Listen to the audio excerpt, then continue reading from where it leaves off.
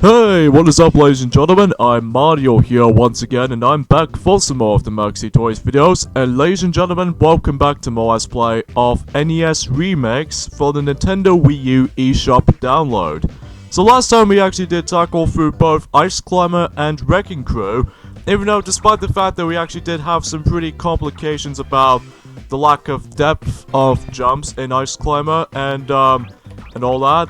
So today for this episode is the fact that we're going to be moving on into the last NES game before we jump into Remakes 2 and eventually bonus stages after Remakes 2 stages. So, that being said, we're going to be jumping into The Legend of Zelda for the NES. So, the one and only started it all for the Legend of Zelda series, as far as I'm aware for the actual game itself. So, of course I've ever experienced The Legend of Zelda, and I believe the first ever Zelda game I've ever got, and even played as a result. Now, I believe it's actually forms of, I would say, Twilight Princess for the Nintendo Wii, even though it's a little bit of a later experience for the likes of the Zelda experience. But, one of my first ever video games of Zelda games I've ever played, and that was in forms of The Legend of Zelda Phantom Hourglass for the Nintendo DS. Because I managed to got that game back in, during in 2008, when it first came out in Europe, or something like that. Or maybe I was wrong about that, but even then, no, that game did originally came out in 2007. But even then, that's as far as memories goes, that's all I can say. So even then, this is another game I've actually got for the Nintendo Wii's Virtual Console version back in the day. And we'll talk more details about the game as soon as we actually get into those specific challenges or what have you. So, obviously, the start of the game is that you need to take your wooden sword with you. Yeah, I say wooden sword is because, in most recent Zelda games, that you start off with level 1 sword ability, and then later on down the game, you can expect you can actually upgrade your sword. So even then, that, you can definitely tell how the fact that the Zelda series is much more popular. Even then though, that this game came out in 1986, and even then though, that will be the last ever NES game to be included in NES remakes, until when it gets to NES Remakes 2, that will have to be basically come across into 1988, or probably lesser than that, or I might be wrong about this, but even then, ranging from 1986 to all the way up to 1994. So even then, that we can definitely tell how the fact that when Sonic will eventually get it come across into NES Remakes 2. So even then, that's all I can really talk for this point. Alright, so get the keys. So, yeah, The Legend of Zelda only has 17 stages, much like 23 stages from Super Mario Bros. Except the fact that in, in Super Mario Bros. That normally it has like 23 stages, which goes a little bit longer than I was expecting it, based off how the fact that those challenges are way longer. But in this particular game of The Legend of Zelda, basically it just only has like 17 stages, which, you know, pretty much does the exact same method as what it does for Super Mario Bros. Did. In fact, Shigeru Miyamoto did manage to develop this game much like how it does it in Super Mario Bros. And Chashi Asuka, which I do apologize for that little another game developer of the actual Zelda series, so I really do apologize for that point, because I must have really botched it. So, oh god, I hate these challenges like this, especially when it's like, you know, it's very similar to how it does in both Sonic and the Secret Rings and Sonic and the Black Knight, when it comes to able to actually do it with those particular challenges without doing any sort of damage onto yourself. So even I know that's kind of inconsistent though. But basically in this challenge right there, we need to take out those Stalfos, which is essentially skeleton-based enemies. Yeah, I've recognized some enemies from The Legend of Zelda, but not all of them per se, because I haven't really been touched upon the Zelda series for quite some time, because the only games I actually got into at the moment, which are, The Legend of Zelda The Wind Waker HD at the moment, and especially The Legend of Zelda Ocarina of Time for the Nintendo 64, and also for the likes of, Zelda 2 The Adventure of Link, aka the hardest games in the franchise. Because I say that, because, assuming that Sonic will mention about that game and during the likes of NES Remakes 2, because I've heard that that game was included in NES Remakes 2, so, but not in this game, quite frankly, though. So, Stage number 3. Now, I believe, as far as I can tell, that level 3 is going to be a little bit more longer of the stage. Because of that, we need to collect rubies and buy an item, which even then, though, we need to get a candle, which costs about 60 rubies, which is kind of a more accurately coins from Super Mario Bros., but except rubies is your currency. So that's a little bit of a difference between the most iconic video game items of all time. So, you know. Of course, this was the first game in the The Legend of Zelda series, after all. So, expecting that there's gonna be plenty of times where well, there's gonna be some non-perfect standpoints as far as I can see. Because first off, as far as you might as well know, sometimes if you defeat those enemies right there, sometimes they do have random pickup or the random item pickups. Like, for instance, I have managed to defeat those potency of enemies, which sometimes can either just drop out the piece of hearts to able to regenerate my, heart container's energy, or, essentially, occasionally they're trying to drop out those rare items, or in this case, eventually, some rubies exponentially. So, it might be really random and luck-based in this game, until when it gets to the future Zelda games. Although it might be pretty much mandatory and straightforward, but even then, though, sometimes when you're trying to defeat those enemies, sometimes they always drop in with a random item pickup. So yeah, that's the only major concern about this particular task at hand. And unfortunately, since this game is also pinnacle of confusing, because I say pinnacle of confusing sometimes, this is the Zelda game you should probably able to use as a guide map, but even then, because I say that is because the game's map right here is totally worthless, as you can see here. Because as you can tell, on the top left corner of the screen, among with the rupees count, and especially with the keys count, and the bombs count, and these button icons usage for the items, and the life meter, you see there's a grey box there. That's the map of Hyrule, which even then, I highly suggest you able to create a guide map, because even then though, you might find yourself in easier tracking going. So, because I've heard there are some games out there to actually just to consist of going like this, whatever you're trying to look up on the guide and everything like that. Let me restart that. Okay, let's try that again. So hopefully I might as well able to actually just yeah, you start up with 55 rubies as a result, so even then though, that's as far as I can really try to go for that point or another. But anyways, I don't think there's anything in here at the moment until we get to this side of the Hyrule. Because I say this is Hyrule because that's what the location takes place into. Okay. Oh, sweet, yes. Yeah, I've managed to get really lucky right there because one of those random pickup items, or the random item pickup, actually retains, let's just say about 5 or so rubies addition to that.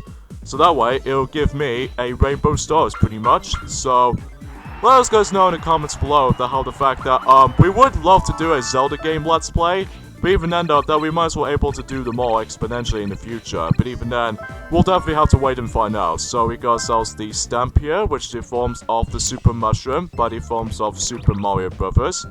Seriously, we're gonna gain a lot of these Mario stamps at the moment, based off from, you know, Super Mario Bros. Basically. Open the door. While simply able to actually shift over that little block of that. In fact, I had to restart on that because sometimes my movement, or in this case, besides the map is also pinnacle of confusing sometimes, specifically in Hyrule map, or in this case the Hyrule overworld. Thankfully in the dungeons, however, though, does have a map function, unless if you're trying to pick up a map of any kind, and also the compass, because I say both map and a compass, because those two items are going to be super handy for you if you want to able to keep in track of your treasures count and even some progressioning. So, there you go then. Four rainbow stars in a row, so that's pretty awesome actually, pretty awesome start. Alright, so here we go with stage number 5 here. Let's see how this stage will plays out to be. Grab the Triforce Fragment without taking any damage. And I'm concerned this might actually be the first ever boss in The Legend of Zelda. So, basically stand right here and activate the Sword Beam, because in order to actually use the Sword Beam is the fact that you need to get your health meter full up, because if you manage to get hit by enemy contact and whatever, chances are you're probably no longer gonna have your Sword Beam technique. So, that's how it usually goes though, hey? Alright, so let's see what time I get. No rainbow stars, sadly. I could go for 5 rainbow stars all in one combo in a row, but sadly that's not the case for my runs for that department right there. Stage number 6. Defeat all the enemies without taking any damage. What's up with defeating all these every single enemies without taking any damage? Seriously, it reminds me like I was playing Sonic and the Secret Rings all over again with the perfect challenges. But anyway though, what else can I say? Today was actually forms of the 8th of February. Oh, that was really bad. I did not meant to say that the 8th of February is bad. I'm just saying that today was actually forms of for my bad performance of, well, just some skill tactics out there. So anyway, so yeah, as I mentioned earlier, today was actually forms of the 8th of February. So even then though, that well, we only got about 4 more days left until the My Little Pony the movie 2017 version, I should say, is about to be releasing tomorrow in UK, and that was also kind of awful right there for that move there. I think this particular section might be the toughest of the bunch because you need to figure out the luck factor with these movements there with those little bat enemies. I don't know what they are, but even then though, I do know there are some enemies that might give you some trouble with until we get to, let's just say if you ever played through The Legend of Zelda before, on the forms of the Nintendo Entertainment System, as far as a result from the past, when you get to dungeon number 3, especially later on, then you probably might as well come across into the most annoying enemies throughout the majority of the Zelda games, but you can definitely see why when we get into the later stages and challenges. Find a hidden entrance and go in. Means you're gonna be finding some secret areas you can actually find some specific goodies. Like for instance, that we can actually go into the secret alcove, which actually gives you some additional rupees. In addition to taking those little hints, it's able to actually tell you where to go next. And especially noticeable that, well, you can able to actually just use specific amount of items you can able to discover secrets for.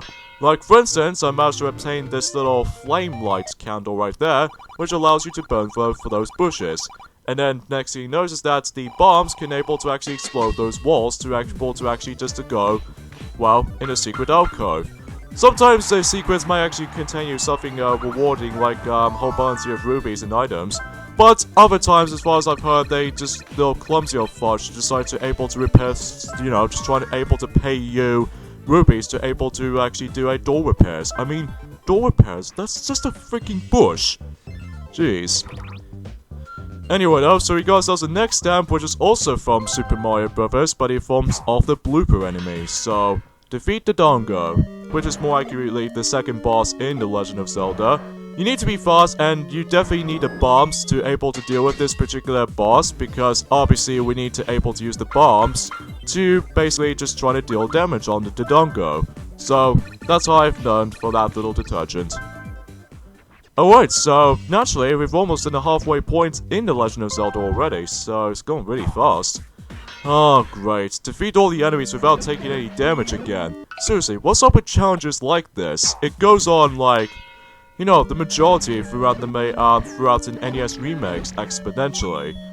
Jeez. Anyway though, so let's go ahead and defeat those few sets of snakes. Hopefully I might as well defeat that. No! Ah, that does not count. God damn it, snakes. Why'd you have to hit me whenever I try to defeat you, and then next you notice that I can get some of my progressioning, but nope, it just, like, I guess I'll go back home for now. I just said that quote from Sonic and the Black Knight, didn't I? Anyway though, every time when you fail the mission and stuff like that sometimes, that does remind me of those traditions. Hey, let's try that again, and hopefully I might as well do a successful attempt. I was hoping if, because obviously that, well, aside from, well, it doesn't matter too much when it comes to difficulty in this game, but, besides when this game is also pinnacle of confusing sometimes, mainly due to the Hyrule overworld map, and it's also quite difficult. This is probably because of two different things. Sorry, I can't speak today. Certain types of enemies you ever encounter, and Link's overall control. Because I say Link, because that is actually his main protagonist of the actual The Legend of Zelda franchise. So yeah, I kinda like Link, because he's pretty awesome actually. So, anyways, we got the beautiful rainbow 3 stars, so that's really good. Alright, stage number 10. Alright, get the second Triforce Fragment, which, after defeating, Dodongo, and completely ignore the heart container, because we're gonna have to screw those. Well, unless if we're able to do a Let's Play of The Legend of Zelda, specifically from The Legend of Zelda all the way up to The Legend of Zelda Breath of the Wild. Well, we don't know exactly if we can able to do all of the Zelda games throughout it though, because there are plenty of times where I'm probably not going to be going for the handheld ones exponentially, like The Legend of Zelda The Minish Cap, because the figurines collectathon for that game, it took forever though, and especially noticeable with Phantom Hourglass, because I hate that fishing minigame so much, and finally for Spirit Tracks, well, backtracking can get a little bit more tiring for me. But as for everything else, I can cope with this just fine.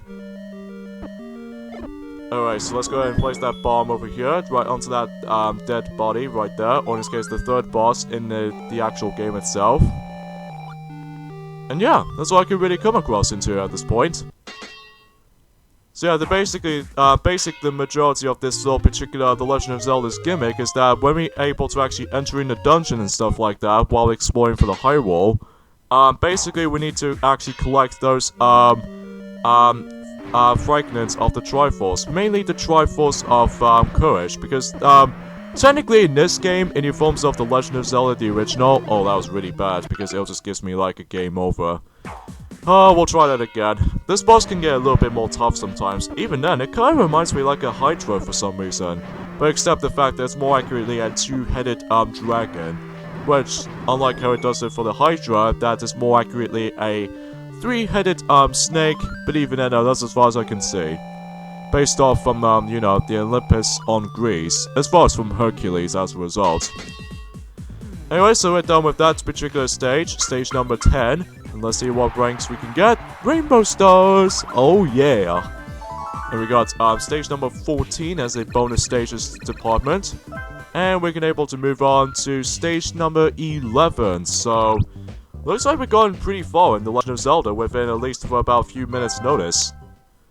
And yet again, we have to deal with all the enemies without taking any damage, but this time in the dark room. So, I believe in order to actually get to this room so easily is the fact that when you're able to obtain your candle item, you can able to light the room up, so even though you can actually see what's up ahead. But unfortunately for those of you who might have noticed right off the get-go is that there's no candle item with me, unfortunately, because alternatively that NES Remakes doesn't allow me to able to do whatever I want to be like one of them, so shoot. I got stuck all around in this little, I was off-cornered. I think that's what happened. So anyway, let's try that again. Conveniently enough, if you manage to defeat those particular enemies like this, sometimes they've spawned in those, other half of the actual, vampire killer. It kind of reminds me like something related to the Mature Sting, I can't remember what the boss's name from Super Mario Sunshine. That, is more accurately a Mature boss. Basically, that every time you're just trying to or in this case, squirt, the actual, boss itself, sometimes it divides into mini variations of them. So, we got another stamp based off, also from Super Mario Brothers, but it forms of the Fire Flower, power-up. Alright, so fully, replenish your health gauge without taking any damage. Terrific. That means not to mention what I was going to be doing is one perfect run through, but also that, well, we're going to have to deal with another set of random item pickups during the overworld. Great. Well, luckily though, you do have plenty of time to do so, because much like how it does it for grinding for, well, let's just say 5 rubies to get to 60 rubies, because you start off with 55 at first, but then next thing you notice is that you do need to deal with the random item pickups. So even though that can get a little bit more, well, a little bit more tedious enough, but even though especially noticeable with this little glaring map screen as a result. So, I've got 1 life left, unfortunately, to able to get myself a game over, and I have to restart out. Oh! Grab the ferry! Grab the ferry! Grab the ferry! Grab the ferry! Thank you! Thank you! Thank you! Thank you! That way it should give me a rainbow stars. I'll definitely guarantee by that. Because yeah, if you grab the fairies, it will actually replenish your health immediately. So that's a good thing to know that the fairies do exist. Alright, so stage number 13. So we're pretty much almost towards the end of The Legend of Zelda, naturally. Get the ring. I believe this is actually based off from the equipments of the items you can able to get through for those secret passages. Mainly, since we've got ourselves 255 rupees, we can actually buy the blue ring. Which I believe it actually adds up to your defense and stuff like that. I might be wrong about this. It's probably defense. So, and I believe it's gonna be... Oh god, I remember this part. There's one enemy I cannot stand the most. Well, actually two enemies that... Or technically four. Because I cannot stand these enemies the most. First enemy you actually come across into is these Rizros, who can seriously wreck your crap out if you have such a small amount of time. Like, Jesus Christ, these guys could be a nightmare. But even then though, to make matters worse though, is the fact that if you manage to come across into the orange variations of Rizros, they're trying to wreck your butt up. Or even to make matters worse, the bluer variations, they just never stop moving. But even then though, that's the only pain in the bum enemies to able to deal with, or in this case, sorry for a little bit of the language there anyway, a pain in the ass to able to actually just to deal with these guys. I just cannot stand them. Alright, defeat the powerful enemies, so that's all it goes though, eh? Now I believe if I respected that correctly during the last challenge or the last mission I've accomplished, for that particular ring I just got, that was actually forms of the boost to your attack power. So even then though, there are multitude of status as far as I'm concerned with these kinds of stuff. Alright, defeat the powerful enemies here, mainly these little centipede right here. Now I say centipedes because of how the fact that the way they actually move, but I digress. And deal with the last powerful enemy, which is forms of this guy. And the thing is, I have no idea how do I supposed to deal with him. Well, what I meant to do here is the fact that I need to able to take care of these little slaves around him, so... No matter what though, since I did literally waste my time on this particular phase, I'm just going ahead and kill myself, because... Although luckily though, it does manage to take about the entirety of the heart's health to be depleted, so... Although unfortunately though, bombs doesn't do anything either, so... Let's go ahead and just be off-cornered. Come on, there we go, there we go. Oh, that's even much more nicer than the likes of how it does it from before. And we got a fairy out of it though, so... I don't think I could get a perfect run-through on this mission, because the first part that does always wasting my time here, so... Oh well. Alright, so let's see what's up next. Stage number 15, so let's go ahead and get started. Okay, sorry for the abrupt jump cut right there. It's nothing to do with the actual, game's attempt or anything like that, it's just something that's worth mentioning.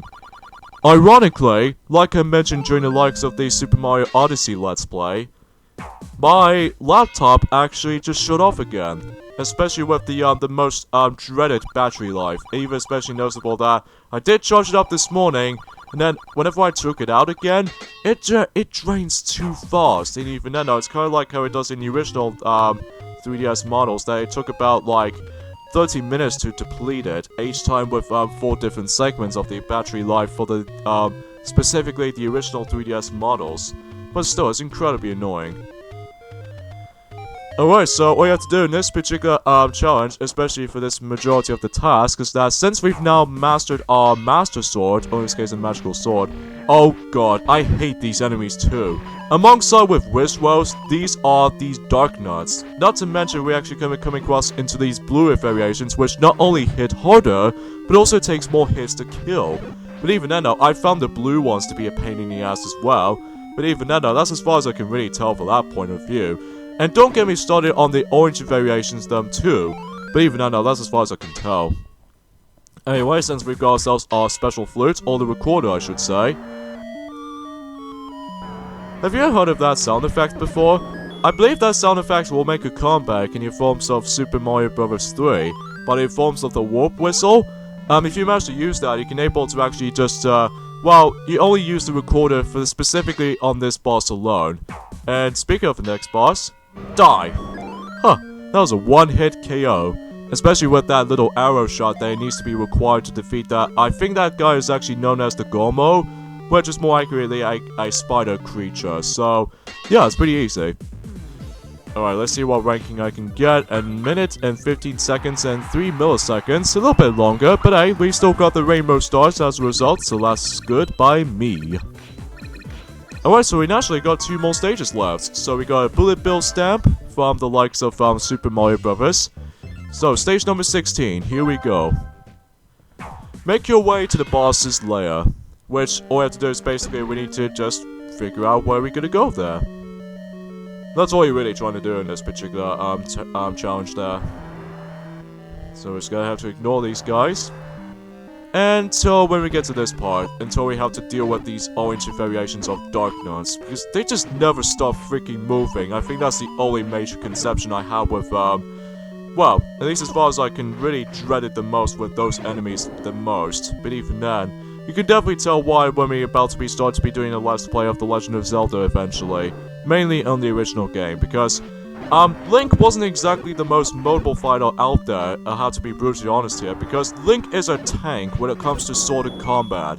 Because even then though, he only moves at 4 directions without being diagonally, until when it gets to The Legend of Zelda A Link to the Past for the Super Nintendo.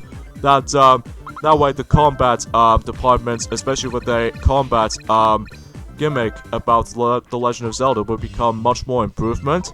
But all you have to do is just basically just have to like move around with just only 4 directions rather than 8 directions. So, but again, it's basically an old school game after all, but even then that's as far as I can tell. And also the way that he attacks, all you have to do is just basically he needs to do with is a well-timing well, stab. That's all you're really trying to do when it comes to those attacks. That was when A Link to the Past usually has a hurricane spinner, which is basically you hold down the sword button and then you would able to actually just to perform a really devastating sword swinging attack, which even then though that could be really cool. But in this game, all you have to do is basically you're gonna have to deal with the timing syndrome when it comes to you able to trying to stab something for the sword. That's all you're really trying to do. But anyways, here we're on to the 17th and the final stage in your forms of The Legend of Zelda, specifically in NES Remakes challenges, and that is the forms of the last portion of the game. Like, we did manage to collect the other 2 Triforce fragments, which can be based off from Dungeon 7 and 8, and now we're going to be exploring for the final dungeon in the game, which is the forms of Ganon's Dungeon. This place is just enormous, let me tell you right off the get-go. You have filled with all sorts of enemies and also a lot of rooms. So even then, don't expect that. Because even then, Ganon's Dungeon is also filled a lot of dead ends, as far as I've just noticed, with all these wizards that's trying to ambush you. Like, literally, they're trying to really outright your blood. Jeez. But anyways, we got ourselves the silver arrows, because the reason why we need silver arrows in the first place is because it's mandatory in order to actually finish the entirety of The Legend of Zelda, because if you don't have it, you cannot win. Because only the silver arrows can only deal with the final boss in this game, which we're going to be fighting against Ganon. Now I say Ganon is because, well, that was when The Legend of Zelda Ocarina of Time exists, that the actual main antagonist called Ganondorf usually makes an appearance. But in the old school Zelda games like this game, and especially A Link to the Past, and even, well, I would say classified for A Link Between Worlds on the 3DS, it becomes Ganon, so even then though, that makes it a little bit more old school looking, so yeah, I don't know why I kept on draining it out for this fight. In fact, I might as well have to kill myself for this redo attempt, because I don't know what it is. It's because, one thing that makes it a little bit tougher about this boss fight, unlike how it does in the future Zelda games with the final bosses like this, you can't really tell with where he is, because even then though, he just goes completely invisible for the entire time until you guess where he is, so because you have to figure out that where the projectile's coming from. It's nothing to do with the statues or anything, it's just basically we have to deal with just luck factor.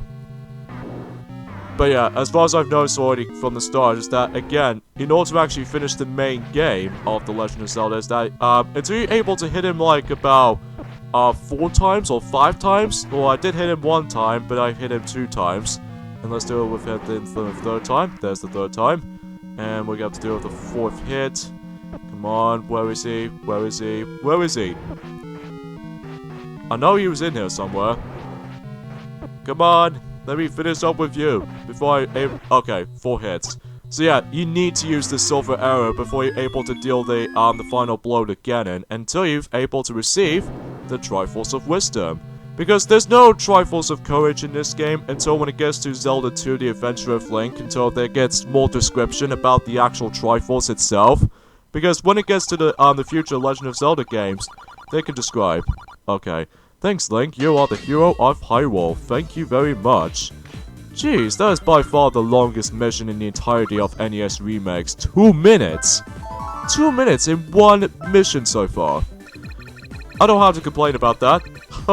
I don't have any complaints of it at all. But anyways, before The Legend of Zelda exists, the future games though anyway, they can describe more details about the Triforce, like the power, wisdom, and courage. But anyway, that concludes The Legend of Zelda, so I'm afraid, guys, is that we're gonna have to end things off here. So tune me next time on Let's Play NES Remakes. It's the fact that we're going to be moving on to Remakes 2 stages, so this could be interesting. So see you guys next time. Later, fellas.